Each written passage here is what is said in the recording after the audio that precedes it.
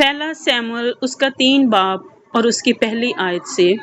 اور لڑکا سیموئیل ایلی کے سامنے خداوند کی خدمت کرتا تھا، اور ان دنوں خداوند کا کلام گران قدر تھا، کوئی رویا برملا نہ ہوتی تھی۔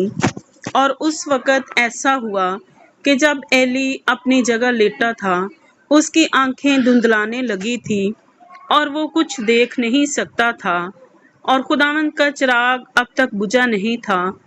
اور سیموئیل خداوند کی ہیکل میں جہاں خدا کا صندوق تھا لیٹا ہوا تھا۔ تو خداوند نے سیموئیل کو پکارا، اس نے کہا، میں حاضر ہوں۔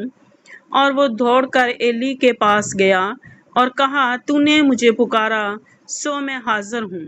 اس نے کہا، میں نے نہیں پکارا، پھر لیٹ جا۔ سو وہ جا کر لیٹ گیا۔ اور خداوند نے پھر پکارا، سیموئیل سیموئیل۔ اٹھ کر ایلی کے پاس گیا اور کہا، تو نے مجھے پکارا، سو میں حاضر ہوں۔ اس نے کہا، آئے میرے بیٹے، میں نے نہیں پکارا، پھر لیٹ جا۔ اور سیموئیل نے ہنوز خدا کو نہیں پہچانا تھا، اور نہ خداوند کا کلام اس پر ظاہر ہوا تھا۔ پھر خداوند نے تیسری دفعہ سیموئیل کو پکارا، اور وہ اٹھ کر ایلی کے پاس گیا اور کہا، تو نے مجھے پکارا، سو میں حاضر ہوں۔ سو ایلی جان گیا کہ خداوند نے اس لڑکے کو پکارا۔ اس لیے ایلی نے سیموئیل سے کہا، جا لیٹ رہ، اور اگر وہ تجھے پکارے تو کہنا، آئے خداوند فرما، کیونکہ تیرا بندہ سنتا ہے۔ سو سیموئیل جا کر اپنی جگہ پر لیٹ گیا۔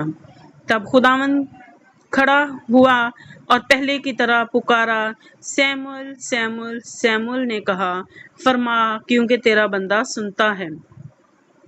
خداوند نے سیموئیل سے کہا، دیکھ، میں اسرائیل میں ایسا کام کرنے پر ہوں جس سے ہر سننے والے کے کان بنا جائیں گے۔